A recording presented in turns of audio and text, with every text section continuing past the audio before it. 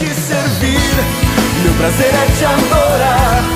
Vou erguer a minha voz pro mundo inteiro escutar. Graças e paz, meus queridos, minhas queridas.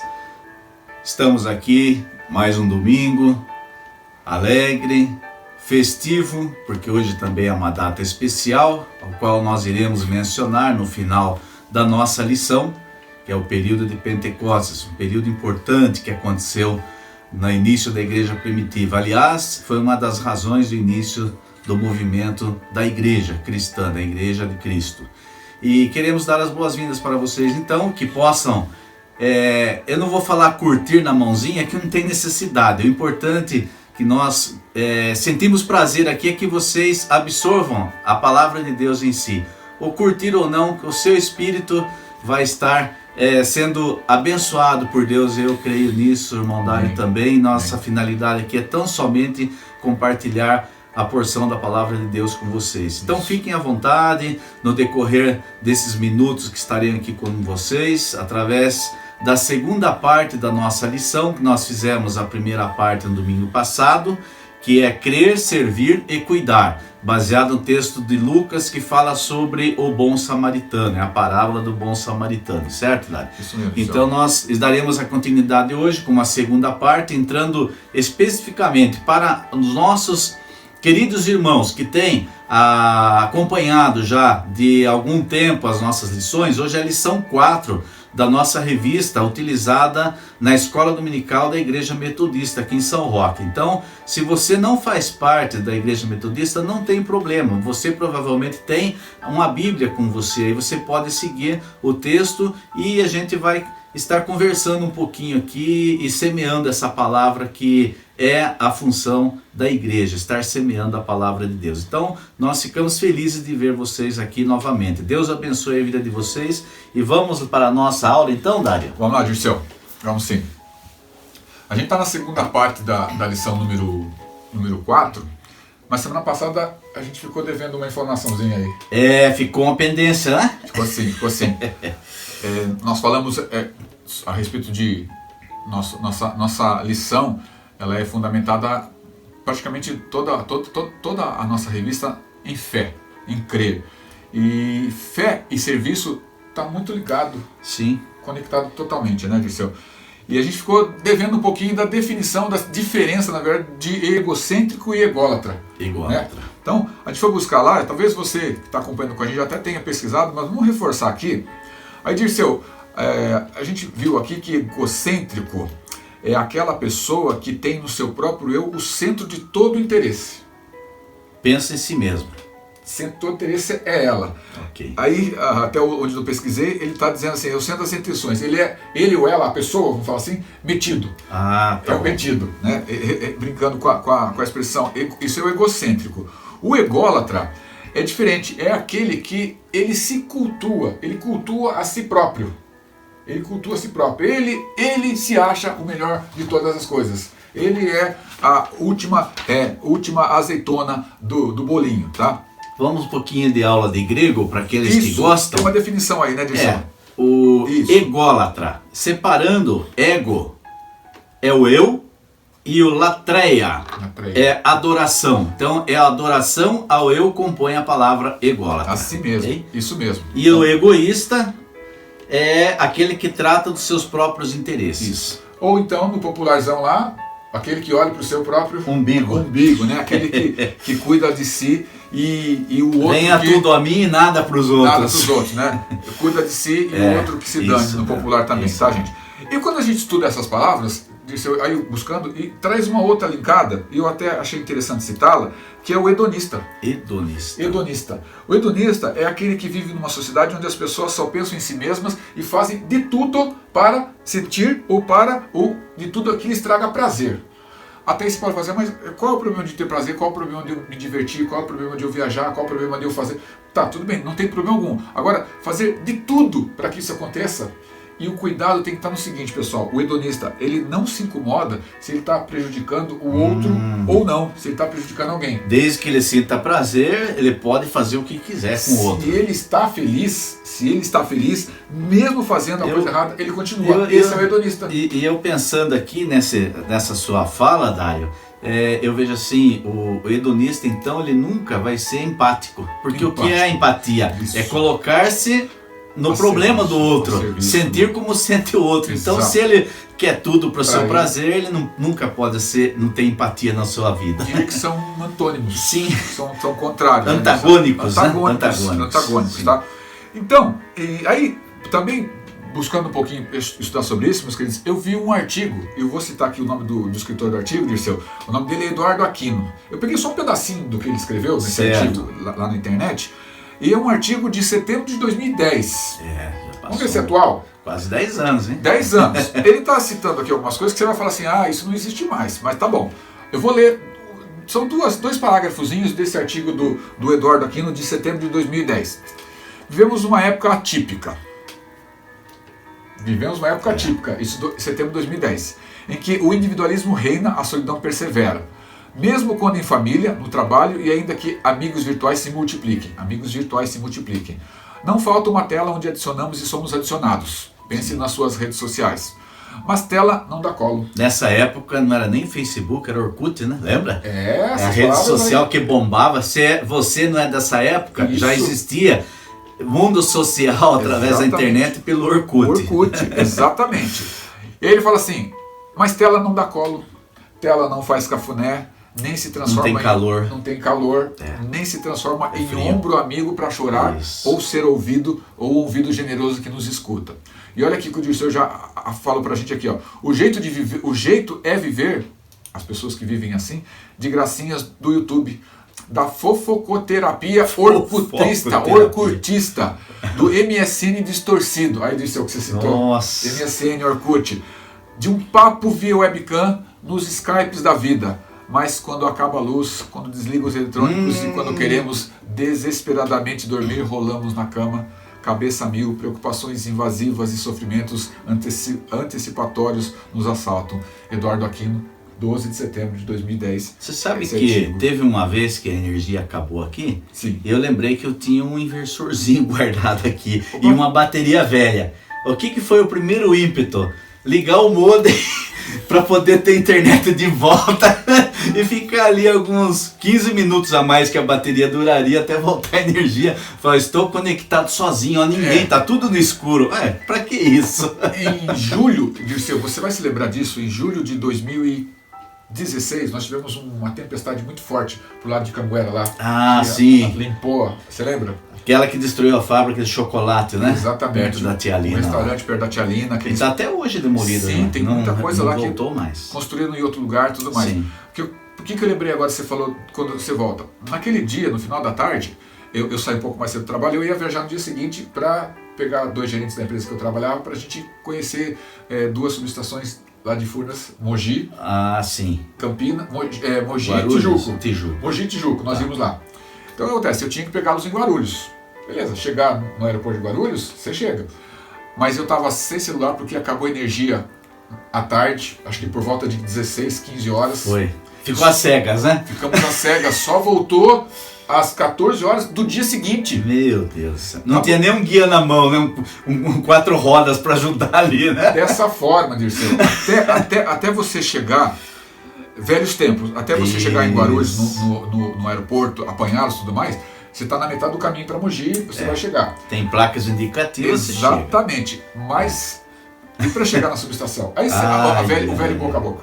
O velho boca a boca. Só para lembrar isso. Dirceu, e nesse assunto aqui, nesse artigo que a gente leu aqui, esse texto que nós lemos agora, eu lembrei de um exemplo que a Kátia é a nossa chefe. Teacher Kátia. Teacher, nossa chefe. Oi, chefe. Fala um aí, Dirceu. Um oi para você também, Kátia. Deus abençoe sua vida. Há muito tempo atrás, na escola dominical, ela falou o seguinte, que ela se lembrou, ela estava num determinado lugar, eu acho que era uma lanchonete, um restaurante, não me lembro, e numa mesa solitária, sentada num canto, estava uma moça bonita, uma moça bem aparente, bem bonita, um cabelo grande aqui, ela sentada com um copo na mão, com alguma coisa dentro do copo, ela não sabe o que é, estava à distância, mas ela estava esperando, ela viu aquela cena.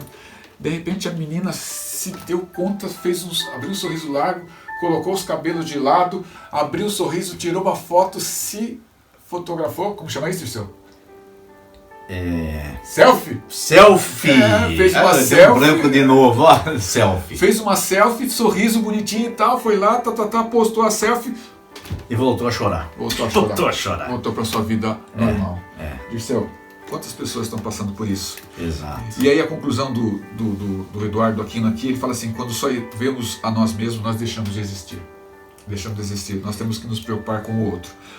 O fato é o seguinte, é que a nossa natureza é uma natureza... Eu não vim para ser servido, mas eu vim para servir. Fechamos a aula... Fechamos com esse tema do domingo passado. Exatamente. Jesus deu esse grande exemplo para cada um de nós. E para ficar marcado aí, Marcos 10, 43 a 45, tá? Nós citamos esse texto sim, vim para ser servido. O fato é o seguinte, é que a nossa natureza, nós homens, ela é carnal e ela é egoísta. E aí lá em Lucas capítulo 14, versículo 33, Jesus fala sobre a renúncia, a necessidade de renunciarmos a nós mesmos. E se nós renunciamos a nós mesmos, aqui ele está falando em favor do reino. Isso. Mas como que eu vou renunciar em favor do reino? O reino está entre nós. O reino é o meu próximo, o reino é outra pessoa. Então, segundo a palavra, o reino está dentro de cada um, né? Dentro de cada um de nós. Através do Espírito Santo que habita. Exatamente. Então, Lucas 14, 33, queridos, eu vou ler aqui rapidamente. É um versículo só. Mas eu convido você para se inteirar do assunto, para que você leia o capítulo 14 de Lucas todinho, tá? Que ele fala lá da cura, da escolha dos 12. Mas o versículo 33, ele diz assim, ó. Igualmente, portanto, qualquer de vós que não renunciar a tudo o que possui não pode ser meu discípulo. Tudo quanto possui. Renunciar. Eu preciso jogar tudo fora? Não. O que eu não posso é ter... Apego. De novo a palavrinha, let go, ser desapegado, deixe ir, deixe as coisas que nós falamos semana passada também. Então é isso, tá? A advertência de Jesus com relação a isso. E aí caminhando então, se você olhar para a sua revista, você que tem a revista, na revista do aluno na página 16, a gente vai começar lá, Dirceu, tem uma pergunta ali.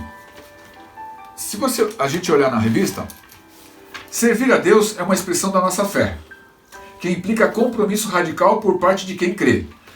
Dirceu, leia essas duas perguntas que estão aí agora. Uma das maneiras de servir a Deus é servindo as pessoas. No entanto, que pessoas seriam essas? Aí, é uma pergunta. Que pessoas seriam essas? Essa pergunta foi a pergunta que o doutor da lei, o escriba fez para Jesus. Quem é o meu próximo? Quem é meu próximo? E aí, se você vê a outra pergunta que está logo em seguida, Dirceu.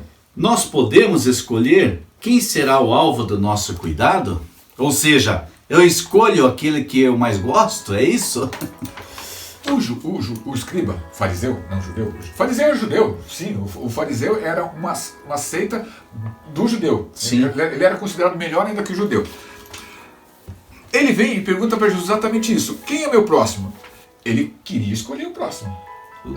Tinha a panela dele. Panela. Vamos lá. Aí Jesus vem e conta uma parábola para ele. Antes de falar que Jesus conta uma parábola, eu tenho aqui meu dicionário bíblico universal, de 1900 e alguns lá, Dirceu. Diz assim que parábola é uma narrativa imaginada ou verdadeira. Ela pode ser verdadeira, pode se recordar, pode buscar, se imaginada ou verdadeira, que se apresenta com o fim de ensinar uma verdade. De mostrar para a pessoa uma verdade.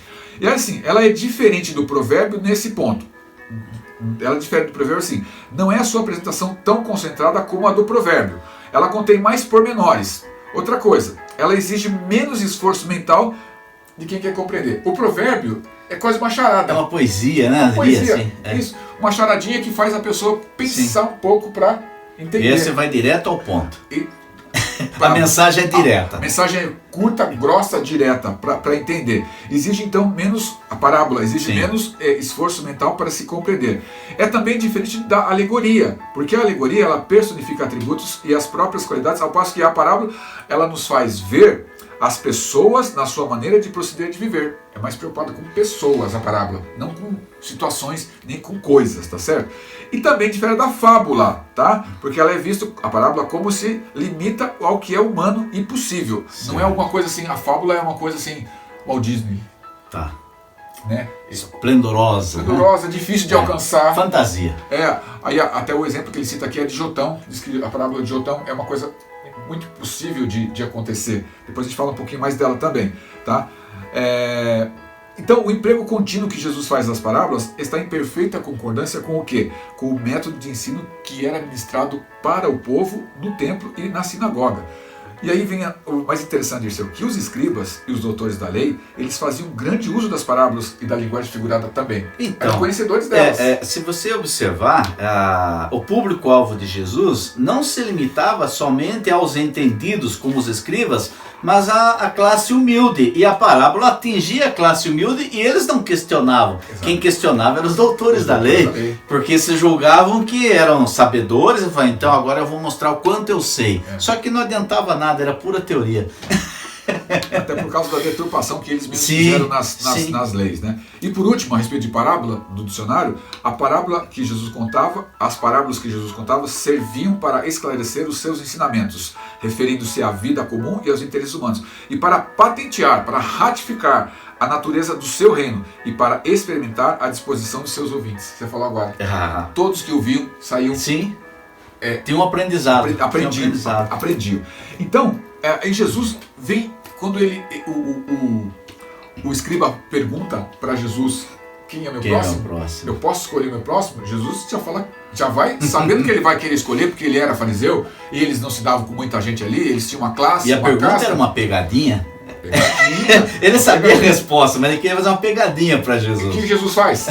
Vira o jogo. Vira o jogo. Então tá. Você quer saber quem é seu próximo? Vou contar uma historinha.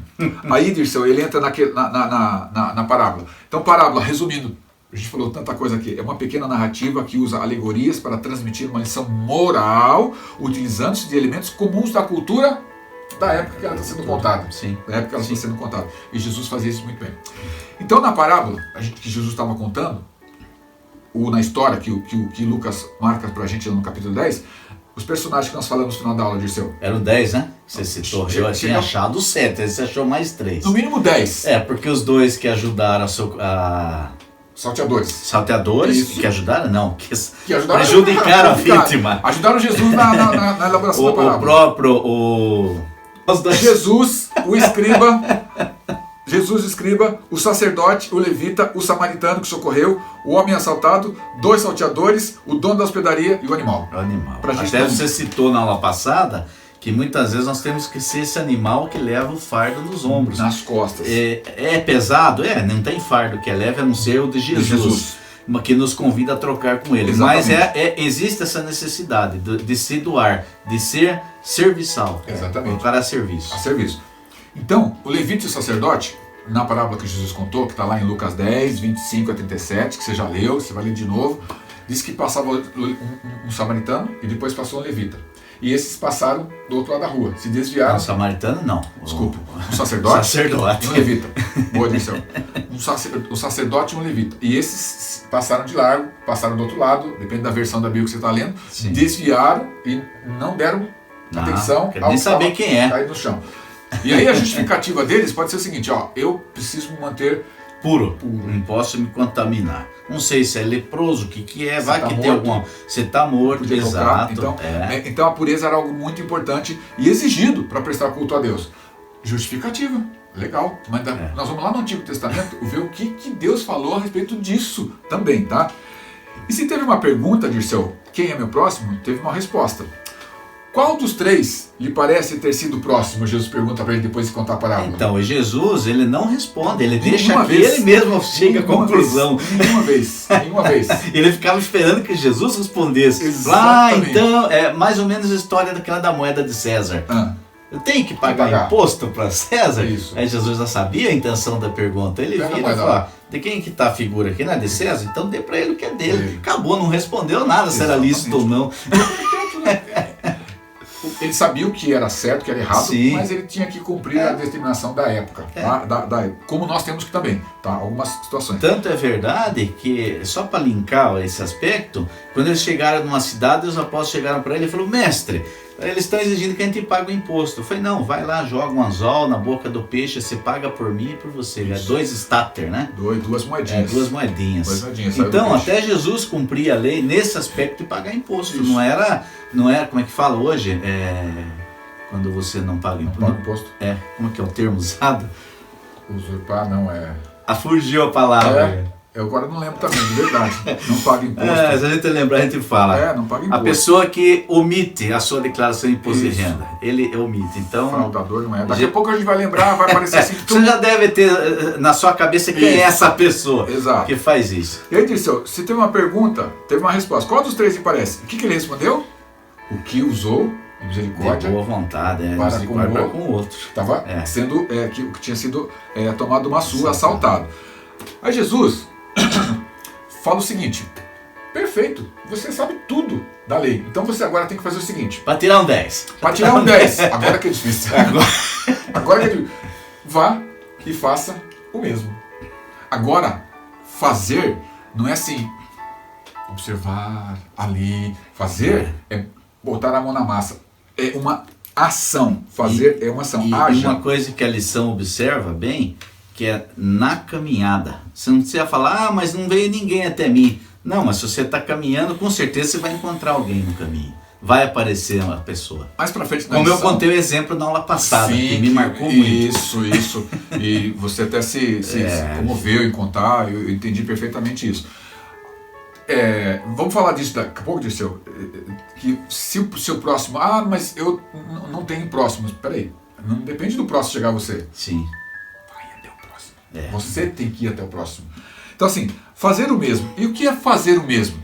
Aí a nossa lição diz o seguinte: fazer o mesmo que o samaritano significava abrir mão da conduta do sacerdote e do levita, ou se você quiser melhorar o texto, abrir mão da pose, do cargo, da função, do peso de ser sacerdote, de ser levita e descer na escala de importância dos cargos e funções para estender a mão para o seu próximo. E eu vou mais além. Fala, Dirceu. Nós falamos domingo passado também a respeito na lição passada, né, na primeira parte, Jesus como um sumo sacerdote. Isso. Então, se o próprio Jesus como sumo sacerdote esvaziou-se da sua divindade para vir até o ser humano e falar que eu vim para servir, quem era o sacerdote? Era melhor que Jesus? Lógico. Ele deu o exemplo. Falou, não, eu também, eu poderia, vamos assim dizer, exigir a minha condição de sumo sacerdote. Eu não posso pôr a mão em ninguém para não me purificar. Venham até mim. Só tragam para mim. Eu resolvo, mas venham. Mas Jesus não, ele ia de encontro. Exatamente. Ele estava sempre no caminho, ele nunca parava, ele estava caminhando. Isso. E aí que a gente pode entender assim, essa palavra a gente vai citar ela, algumas vezes. Ele desceu, Jesus desceu. Ao que fala o texto de João. O verbo encarnado. Deus encarnado. Assumindo a forma de servo, a si mesmo se humilhou, né? Sim. Então é isso, Jesus. Aí, Dirceu, quando fala em desceu, quando fala assim em deixar a pose de sacerdote e descer mesmo, eu lembrei de um personagem. Não é Zaqueu, não. Não. Que desceu também. Não, Zaqueu desceu. Mas primeiro subiu. Por que Zaqueu desceu? Porque ele subiu. A gente só lembra de Zaqueu subiu na árvore, né? Diz que desceu e recebeu Jesus em casa, né? Mais importante. Não, Dirceu, eu lembrei 2 Reis. Naamã. E esse também estava com... Imagine que eu vou me sujar nessa água, nesse lodo desse Jordão. Na minha terra tem rios melhores que esses daí. Por que tem que ser aqui? Você resumiu a história toda. Aqui é a cura, é aqui. O lugar de cura é aqui. É o lugar de cura é aqui. Aí, Dirceu, eu falei aqui de sacerdote. E envolvia o quê? Obediência. Obediência. Tudo está ligado na graça de Deus. Isso. A obediência. Isso. Dizem que o abecedário de Deus tem 4 letras. Obedecer.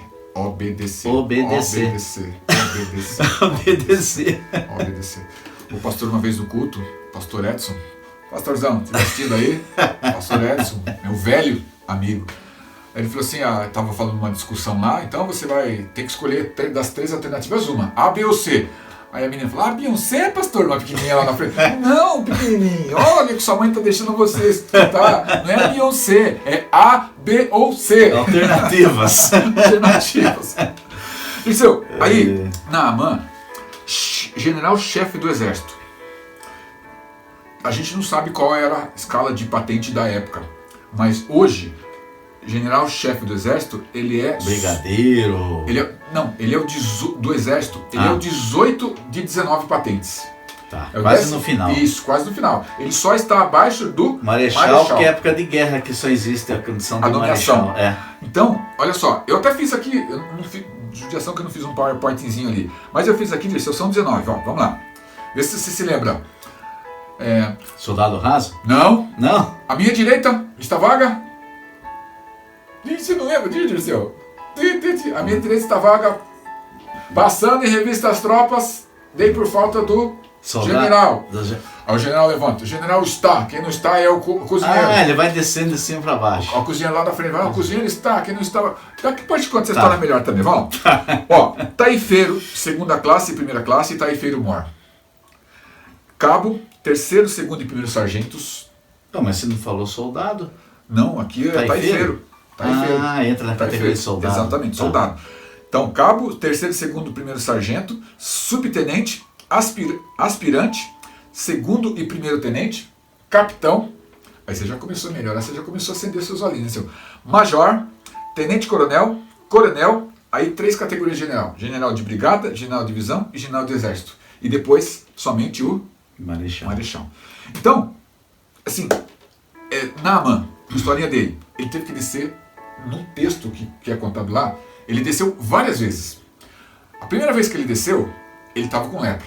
Ele, segundo a que se conta, não era uma lepra forte, contagiosa. Então ele podia estar... Ele não ficava exilado, né? Vida social. Tá. Isolado, a gente lembra bastante, né? Ele não precisava ficar isolado, fora do contexto social. Então ele estava ali com o povo. Primeira vez que ele desceu, ele ouviu um conselho da sua mulher. O general do exército, um homem daquela época, ouviu um conselho de uma mulher. E onde a mulher não tinha muita palavra, né? Entendeu? É.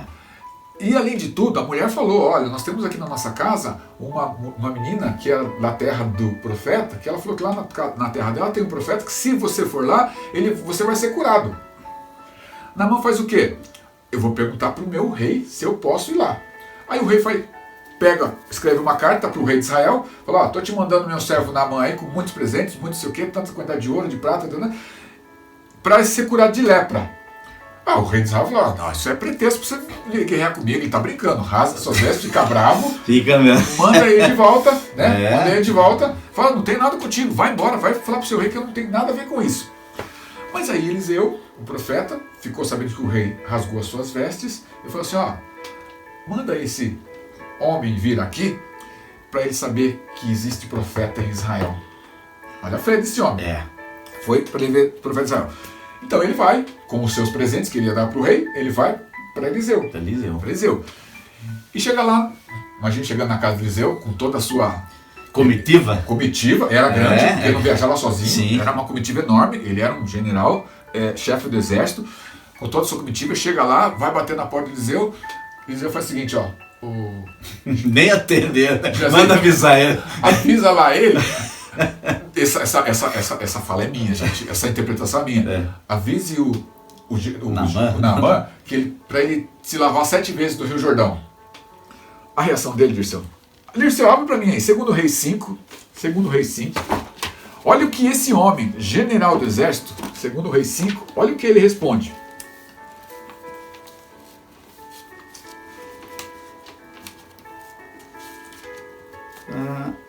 Segundo Reis 16, essa folha é fininha. Essa folha fininha é difícil. 5. Versículo 11. Olha o que Naamã falou. Naamã, irritado, retirou-se dizendo, eu pensava comigo, certamente ele sairá e se apresentará pessoalmente, depois invocará o nome de Yahvé, seu Deus, e agitará a mão sobre o lugar infectado e me curará da lepra. Isso que ele pensava. Porventura, os rios de Damasco, o Abana e o Farfar não vale mais do que todas as águas de Israel? Não poderia eu lavar-me nelas e eu ficaria purificado? E voltando as costas, retirou-se indignado. E aí, pronto para ir embora. E aí ele desce mais uma vez, quando um dos seus servos, ou algum dos seus servos, chega para ele e fala, meu senhor, ele pediu uma coisa tão simples. Se ele pedisse uma coisa super difícil, você não faria? Ou pediu para eu fazer 10, não vou falar aqui, né, de outra religião, mas pediu para fazer 10 coisas. Eu vou fazer uma por uma, quando chegar, fizer a 10ª completada, eu vou ser curado. Não, ele pediu só para você mergulhar. Não custa. Tá bom. E nem falou o lugar do rio. Contanto que fosse o Jordão, podia ser na beira do rio. Qualquer lugar. Já que estamos aqui, não temos nada a perder. Vai lá e faça o que o profeta pediu. O resultado nós sabemos. Ele se curou. Contamos a história de Naamã, meus queridos, minhas queridas, para falar de que, às vezes, Dirceu, nós temos que descer da nossa pose, descer da nossa função, descer do nosso cargo, descer daquilo que nos prende em cima e ir lá embaixo estender a mão para quem está precisando. E eu vejo, às vezes, nessa figura de Naamã, que não foi nem tanto falta de fé, mas assim mesmo, é de orgulho próprio. Exato. Porque depois ele foi, e não obstante a ida dele, o resultado já estava preparado, mas ele tinha que obedecer a ordem do profeta. Enquanto ele não obedecesse, não iria ser curado. E quando eu falei o resultado, nós já sabemos, não é só a cura de Naamã, não. É a sua entrega, a sua conversão ao Senhor. Ele pede para levar 2 mulas de terra, porque ele não queria se mais prostrar diante dos deuses, né? Na terra dele, queria estar na terra do profeta. Tanto que ele levou um pouco de terra. E outra coisa, ele pede, meu senhor falando para Eliseu, o profeta, o rei, ele me obriga, às vezes, a adorar com ele lá no templo dele. Eu vou ter que ir por causa da minha função. Então eu peço que o seu Deus, que agora ia ser o Deus dele, me perdoe por eu estar ajoelhando diante de ídolos.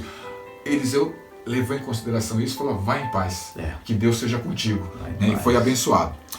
Dirceu, samaritano para o judeu.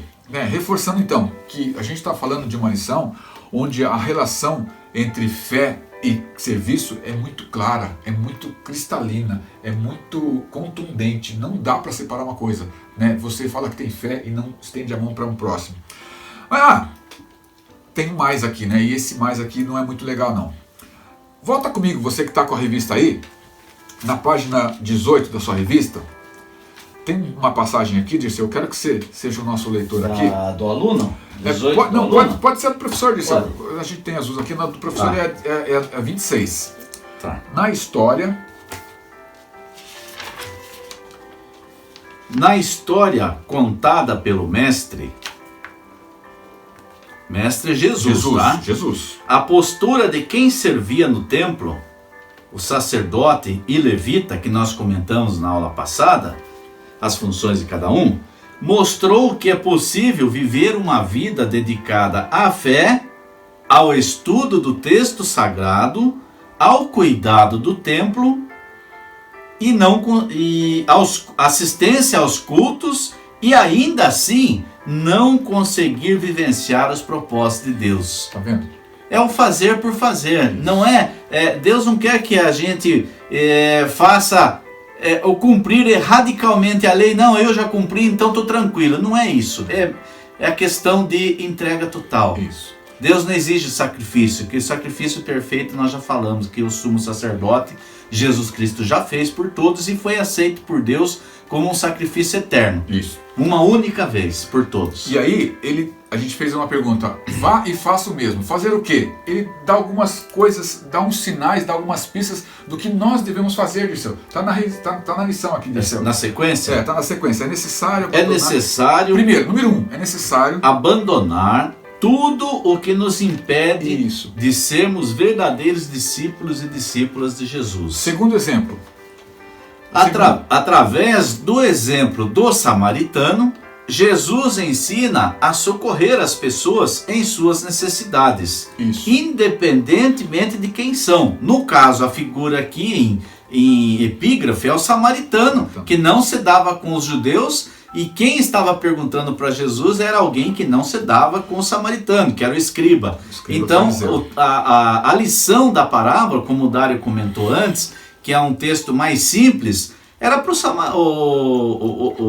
escriba entender claramente o que ele estava querendo dizer. Isso. Então, ele ensina a abrir mão da vingança, dos preconceitos e agir solidariamente com quem sofre, às vezes usando de misericórdia com quem nos ofende. Por isso o chamado de Jesus Cristo é tão radical. Isso. E aí, Dirceu, a gente falou o seguinte, ó, nós prestamos atenção, ó, faça o mesmo. Fazer o meu o quê? Abandonar tudo que impede de ser verdadeiros discípulos. Exatamente. Socorrer as pessoas em suas necessidades, independente de elas são. Abrir mão da vingança, dos preconceitos. E o último, aqui na nossa lição, agir solidariamente com quem sofre. Vai e faça o mesmo. Fazer o quê? Essas 5 coisinhas, essas 4 coisinhas aqui, você já está. Sabe uma meditação que vem clarear um pouco essa nossa lição de hoje? Não é sobre o caso do samaritano, mas é a meditação que eu vi da hermenêutica hoje, que eu recebo no e-mail. É baseada num texto de Romanos, e que fala também que nós devemos estar ajudando um ao outro, mas quando a mensagem vem de ajudar, procura-se, muitas vezes nós procuramos justificar assim, mas fulano não trabalha, fulano não faz isso, então ele não merece. Então, é muito fácil a gente pegar essas justificativas, assim como o escriba falou assim, mas eu vou pegar nele se eu me contamino. E fica escolhendo a quem servir. Exato. E é bem claro o exemplo de Jesus, que a gente viu aqui, independente de quem são. A todos. Faça, não importa, Deus está vendo. A retribuição é de Deus. O pastor contou um exemplo outro dia, Dirceu, que vem assim, uma pessoa chega para você, fala que chega para o pastor, normalmente o pastor que escuta essas situações, depois pede socorro à igreja. Uma pessoa pede alguma coisa emprestada para a igreja, está passando por dificuldade. Mas por que você não vende seu carro? Então, é isso mesmo. Começa a dar soluções. Parecer com as soluções para a pessoa. De quem? Dê a quem pede e não volte as costas àquele que deseja pedir-lhe algo emprestado. É o texto de Mateus. Eu falei Romanos, mas é Mateus 5. O 2 Tessalonicenses que vem justificar. Ao ler uma palavra de Jesus como essa, às vezes somos rápidos para lembrar o que Paulo falou. Se alguém não quer trabalhar, também não coma. Então, eu falo assim, não, mas ele está assim porque ele quer. Um contexto diferente, eram pessoas relapsas que estavam vivendo às custas de outras pessoas quando poderiam ter trabalho. É diferente a situação. Então ele fala nessa meditação que Agostinho cita, Jesus disse, dele a quem lhe pede, não lhe dê o que for pedido. Isso, exatamente. Dirceu, continuamos na revista aqui, ó. Vamos lá. Tá. Na mesma sequência, na página 18 aí.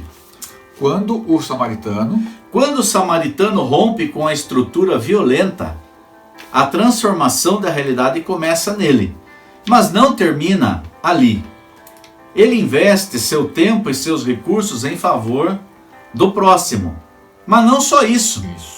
Ele o carrega em seu próprio animal e conecta outras pessoas ao cuidado. Vamos falar disso. Ou seja, transferiu aquela responsabilidade para um terceiro, buscando parceria. Isso. E se a gente for ver no texto, a gente vai ver que ele falou assim, eu vou, mas eu vou voltar. E se ficar alguma coisa pendente, eu vou te pagar depois. Então, não é assim, agora se vira, é com você. Lavo minhas mãos. Não é. Ele integralmente se envolveu nessa causa. Exatamente. Não se trata de uma mera assistência, mas sim de organização e cuidado para que a transformação seja efetiva. Isso, Dirceu. Pode continuar, Dirceu. Ele não exige que o hospedeiro tenha a mesma disposição. Isso. Mas faz acordos. Isso. Olha, se você precisar de alguma coisa, pode fazer que eu vou te pagar quando voltar.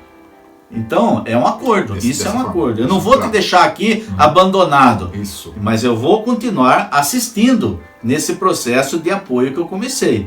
Ele assumir o serviço como compromisso radical de fé nos une e nos motiva a convidar mais pessoas a esse compromisso. É o que o Dari falou. Você servir as pessoas tem que te dar prazer. Isso. Prazer por poder ser útil em alguma coisa. E aí, no estudo na escola dominical, a gente faz essa gravação aqui, ela é aberta pra gente no domingo, né, Dirceu? É aberta no domingo.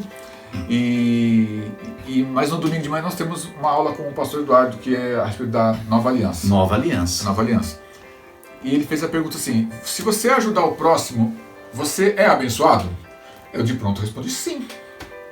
Ué, partindo da prerrogativa da negativa, se eu não ajudo, eu sou amaldiçoado? Se eu não ajudo, eu sou abençoado? Não. Se eu ajudo, eu sou abençoado. Só que eu não posso fazer para ser abençoado. Sim. Eu tenho que fazer a motivação não é essa. Isso, eu tenho que fazer para abençoar. Sim. Não existe, assim... O galardão não depende de você. É Deus que vai dar na medida da graça dele. Dessa forma. Então, quando o autor da nossa revista fala isso, aqui eu achei muito interessante. É mais do que assistência ou assistencialismo. O samaritano, ele cria uma organização. Ou seja, ele dedicou um tempo da sua vida a socorrer, passar azeite e vinho. Azeite e vinho nas feridas. Sim. Limpar as feridas, colocá-lo sobre o animal e levá-lo até a hospedaria, não sei se era perto, se era longe, conversar com o hospedeiro, falar para o hospedeiro, então ele cria uma organização, né? Mas dedicou tempo, negou-se, privou-se daquilo que ia fazer. Não sei o que ele ia fazer. Ele parou de fazer o que ele ia fazer. Interrompeu o seu compromisso. Aquilo passou a ser mais importante. Exatamente. Então ele privou-se de algumas coisas que podiam ser importantes para ele, para que essa organização que ele criou funcionasse. Eu cuido, eu estendo a mão, eu levanto, eu coloco em cima do animal, eu levo, eu pago, eu retorno aqui, daqui a 2 dias, e vejo como ele está e pago se houver uma coisa para pagar. Sim. Muito tempo dedicado. Muito tempo dedicado, tá? Dirceu, e aí, a gente entra num outro aspecto aí, que fala assim, que é histórico, né? Sim. É judeu e samaritano. De onde surgiu essa rixa, essa briga, essa questão toda aí? É histórico isso, gente. Então a gente vai tentar contar através da apresentação de 3 slides aí. E você vai ler o primeiro slide que a gente está projetando na tela aí. Quando o povo chega para Samuel e fala assim: Samuel, nós queremos, a partir de agora, nós não queremos mais ter juízes que nos julguem as nossas causas. Nós queremos ter reis como eles têm, como aquele povo lá tem, e eles são felizes. Samuel fala: você sabia que se você tiver reis, você vai ter que pagar imposto, sonegador. Tem que entregar os seus filhos para a empregada do... Sonegador, imposto, é isso mesmo. Sonegador, essa era a palavra. Você vai ter que pagar imposto, você vai ter que dar seus filhos, suas filhas para trabalhar para ele, para o rei, porque ele vai se ver tranquilo. Vocês querem rei? Tá, nós queremos, porque eles têm, eles são felizes. Tá bom. Samuel ainda tenta insistir algumas vezes para que isso não aconteça, para que a linhagem de juízes continuasse. E vai conversar com Deus a respeito. Vai conversar com Deus, e Deus falou o seguinte para ele: Samuel, não é vocês que estão rejeitando, é a mim que eles não querem. Eles rejeitam. Então, se eles querem um rei, tudo bem. Então, ceda ao desejo deles e fale das consequências. Exatamente. Então vamos juntos, isso. Então, o que era um estilo de vida teocrático, com Deus no comando através dos juízes, passa a ser um reino de reis, de homens, de mulheres, embora ungidos por Deus, consagrados pelos sacerdotes para que cumprissem o seu papel de rei. Homens sujeitos à vaidade, sujeitos a desviar para a direita, à esquerda e não andar no caminho. Então, no primeiro slide, você está vendo aí, nós estamos com ele aberto aqui no computador, ele fala do Reino Unido, Dirceu. Lê para mim aqui, Dirceu, então, essa questão do Reino Unido, quando foi instituído o primeiro rei, que foi escolhido segundo a vontade do povo, não de Deus, que era Saul, o Reino Unido, ou seja, ainda se constituem as 12 tribos, todas juntas. E esse reinado foi em 1060 a.C., com o primeiro rei eleito pelo povo como aquele mais alto de boa aparência. O nome dele era Saul, que era da tribo de Benjamim. Isso.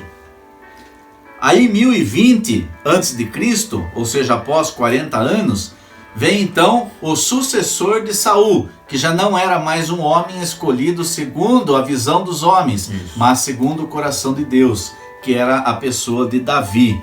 Davi, inclusive, daquele que é feita a profecia de Jesus. Leão da tribo de Judá, da descendência de Davi, viria o Redentor. Isso, né? isso, da tribo de Jessé. E Davi então reinou, reinou em Hebrom. O começo do reinado foi em Hebrom. Hebrom era a capital de Israel. Depois, ele era uma parte só. Depois, a partir de 1013, então, ele passa a ser rei de todo Israel. Todo Israel, isso. 7 anos depois. 7 anos depois. Aí, em 980 a.C., Davi morreu, já por avançado em idade, e o sucessor do trono, então, foi Salomão, seu filho. E a gente observa na história também que houve ali os irmãos de Salomão, por parte de outras mulheres que Davi teve, queriam entrar no trono, né? Absalão, Adonias, e a gente vê o que virou tudo isso, mas a promessa seria da linhagem de Salomão. E a gente observa quão foi frutuoso o reinado de Salomão, porque foi aquele que Deus designou para construir o templo. Exatamente. Davi desejou até construir o templo, mas ele falou: você é um homem de guerra, você não vou deixar construir o templo. Exatamente. Mas ele amealhou todo o material necessário para que fosse construído o templo. E Salomão somente executou a obra. Aí vem em 977 a 969 a.C., o início da construção e consagração desse templo. E em 938, então, Salomão morre e começa a briga por seus filhos, que é onde acontece a divisão do reino.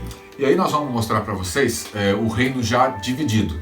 Obviamente nós não estão ali listados todos os reis do norte de cada reino, e do sul, porque foram muitos. Mas nós vamos colocar onde começou e até onde vieram. Então a gente está vendo aqui, ó, o reino de Israel. A tela está dividida. O reino de Israel, ele foi dividido em dois reinos. Isso. Foi dividido em dois reinos. O reino do norte e o reino do sul. O reino de Israel, o reino de Judá. Vou falar de uma coluna primeiro, Dirceu, depois eu falo da outra, para ficar indo para lá e para cá. Então Israel era chamado Reino do Norte, a capital era Samaria, e esse reino foi instituído em Salomão morreu em 938, então em 937 o primeiro rei foi Jeroboão. Então a gente vai ver, meus queridos, como é que começou esse reinado de Jeroboão no ano 937 a.C. Olha só, 1 Reis 12, versículos 28 a 31. Diz assim, ó. Jeroboão refletiu consigo: nós não queremos voltar à casa de Davi, não queremos ir mais para o reino do sul. 28. Depois de ter pedido conselho, fez 2 bezerros de ouro. Lembra dessa história? Disse ao povo: deixai de ir a Jerusalém, deixai de subir a Jerusalém. Israel, eis que teus deuses que te fizeram sair da terra do Egito, que tomem conta de você. Então ele erigiu um bezerro de ouro em Betel e pôs o outro em Dan. Esse procedimento levou ao pecado. O povo foi em procissão diante do outro até Dan, estabeleceu o templo dos lugares altos e designou como sacerdotes homens tirados do povo, que não eram filhos de Levi. Jeroboão começou tudo não era aceito por Deus, como a gente falou na aula anterior. Passada. Exatamente, porque tinha que ser nascido de Levi, puros, purificados, homens, sem defeitos, imaculados. Então, começou tudo errado com Jeroboão. Ele já erigiu os primeiros bezerros de ouro. E aí, a gente não vai falar muito dessa história, só para você entender por que depois teve toda essa questão lá atrás. Né? A separação. Em 722 é o fim do reino, o último rei foi Oséias, tá? Em Israel. Não confundir com o profeta, né? Não. Não confundir com o profeta, o rei Oséias. E isso está registrado em 2 Reis 18, 9, 12, como está no slide. Eles foram levados cativos para a Assíria, tá certo? E o rei era Salmanaser. As 10 tribos levadas em cativeiro. E o destaque está aí, meus queridos. Olha aí, ó, esse parágrafo aqui do slide. Colônias de assírios foram enviadas do Oriente para morar em Samaria. E estabeleceram-se em Israel. Dessa convivência resultou. Que convivência? Israelitas e os orientais lá da Síria, uma raça mista de onde provém os samaritanos. Uma raça mista, misturada. Eles não nasceram ali na região dos samaritanos, eles eram de fora. Exatamente. E aí, se você depois quiser ler também como que eram feitos os cultos em Samaria, está lá em 2 Reis 17, 7 e 24 até o 41. Não dá tempo da gente ler, a gente só vai citar. E o reino de Judá, mais precisamente o reino do sul, a capital era Jerusalém, 937 primeiro reino, Roboão. Os cultos, eles adoravam a Deus em Seguiam Jerusalém. os princípios determinados Exatamente, no templo em Jerusalém. O templo ainda estava de pé. Em 587, percebe que demorou muito mais tempo para o final. Quase 400 anos, né? No final, fim do reino, Zedequias, último rei, em Judá, ele foi levado, o povo então foi levado cativo para a Babilônia. É Zedequias que furaram o olho dele? Zedequias teve o olho furado, exatamente. Mataram os filhos deles na frente dele, né? Quando ele estava com a vista, e depois furaram o olho dele. Depois ele teve misericórdia de Nabucodonosor e ainda voltou para Jerusalém. Ficou vivendo lá. Exatamente. E aí então o templo foi incendiado e o povo arrastado ao cativeiro, como está registrado em 2 Reis 25. Por que a gente está falando isso? Porque desse primeiro pecado de Jeroboão, lá em 937 a.C., o povo padeceu até a época de Jesus. Os samaritanos não se davam com os judeus, foram quase mil anos. Sim. Se a gente pegar 937... até o nascimento de Jesus. Nascimento e o ministério de Jesus, ficou 960, 970 registrado anos. Na história, todo esse período. Todo esse período, os samaritanos e judeus brigando por causa do pecado de um rei. Por causa da misturança que teve. Os judeus não se mantiveram puros, castos ali. Tá? E a nossa revista, então, Dirceu, traz para a gente o seguinte, ó. Que nós precisamos, em contrapartida de tudo isso, né, dessa impureza étnica, dessa desumanização por conta dos judeus para com os samaritanos, nós precisamos, em contrapartida disso, apesar de tanta tentativa de manter fiel, a religião oficial dos judeus, que se estrutura ao redor do tempo, nós precisamos esquecer as leis, esquecer os sacrifícios e esquecer todo o ritual formal e de uma prática, e partir para uma prática mais coerente de culto, de adoração ao Senhor, tá bem? Para cumprir o mandamento do amor, você tinha separado alguma coisa aí, Dirceu, sobre amor, rapidamente, dá pra gente falar? O texto clássico de 1 Coríntios. 1 Coríntios 13. Então, considerado como hino ao amor, segundo a Bíblia de Jerusalém, ele separou em 3 partes esse capítulo 13, do 1 ao 3, superioridade do amor, do 4 ao 7 das obras e do verso 8 ao 13 a sua perenidade. Isso. E aonde fala então que o melhor deles é o amor. Que dom escolher? O melhor deles é o amor. Isso. Porque o amor concentra todo o desejo de Deus para cada um de nós. E resumindo e encerrando, para cumprir esse mandamento do amor, que é uma condição sem a qual a gente não herda a vida eterna. Toda a parede de separação já não existe, porque todos são batizados em um só Espírito. Judeus, gregos, gentios, escravos, todos numa mesma condição. A partir do Atos dos Apóstolos, da profecia do Pentecostes, de Joel, cumprida em Atos 2. Isso. Hoje derramarei do meu espírito a toda a carne. Então, para cumprir esse mandamento do amor, que é uma condição sem a qual a gente, se não amar, não é vida eterna, nós precisamos sair do lugar da comunidade, da comodidade, e olhar com compaixão. E isso não tem a ver comigo. Ou melhor, perdão, isso não tem nada a ver com a outra pessoa. É meu dever, é minha obrigação como cristão ir atrás do próximo. O meu próximo não está perto de mim. Não é escolher quem te agrada. Muito menos escolher, decidir quem é o meu próximo. Né? O importante é eu decidir que eu tenho que ser o próximo de alguém. Sim. Essa é a lição que Jesus quer passar para nós. E ele aproveita, né, Jesus, essa iniciativa do escriba, que queria prová-lo, e coloca em xeque uma prática religiosa ritualística e impessoal, na qual se considerava o próximo somente alguém que fosse da comunidade judaica. Jesus apaga tudo isso. E ele não veio revogar a lei, ele veio ser o cumprimento da lei. O véu do templo foi rasgado, a parede de separação que havia deixou de existir. Então não há mais servo, servo, escravo, todos são um perante Deus. Exatamente. Então a nossa oração, meus queridos, encerrando essa nossa aula, essa nossa ministração, é que o Jesus nos ajude a identificar aqueles que estão que vem até nós, né? Dirceu, ou que a gente encontra. Exato, a ser e a fazer aquilo que está no seu coração, no coração de Jesus, né? Que Ele, Jesus, nos ajude a encontrar a sua perfeita vontade para a nossa vida, e assim nós seremos felizes. E sendo felizes, nós vamos estar espalhando a graça, o amor e a misericórdia, procurando o meu próximo, não olhando somente para mim, mas procurando o meu próximo. Isso é, se eu for amado por Deus, se eu tiver o amor de Jesus, a misericórdia de Deus, a graça de Deus, eu vou ser uma dispensa de amor. Ou seja, dispensa é um lugar na sua casa que você não arquiva alimento, você guarda alimento, você coloca, você usa, você coloca, você usa. Então nós somos dispensa do Senhor, para que o amor passe por nós e alcance as outras pessoas. Possa fluir através. Exatamente, Dirceu.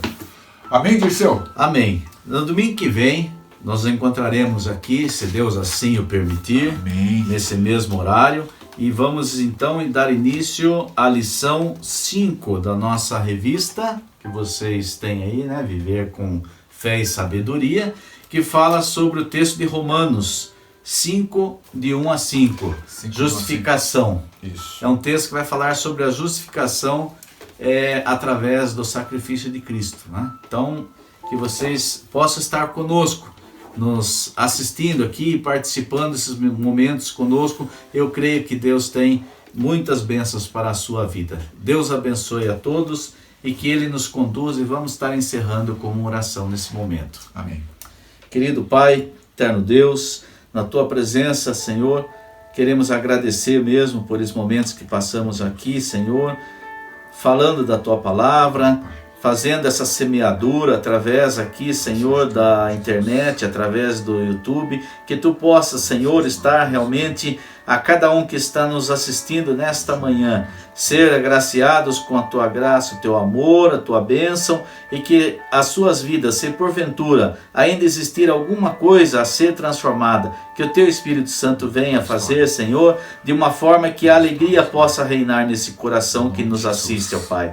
Obrigado por esse momento, por essa oportunidade, que possamos no próximo domingo estarmos novamente aqui para fazer essa semeadura da Tua palavra. Obrigado, Senhor, que tenhamos um domingo de bênção abençoado, e que a unção do Espírito Santo, aquele que foi profetizada no passado pelo Teu profeta Joel e que se cumpriu, Senhor, no livro de Atos 2, possa esse mesmo Espírito hoje estar agindo na vida de cada um de nós, ó Pai. Obrigado por esse momento, em nome de Jesus agradecemos. Amém. Amém.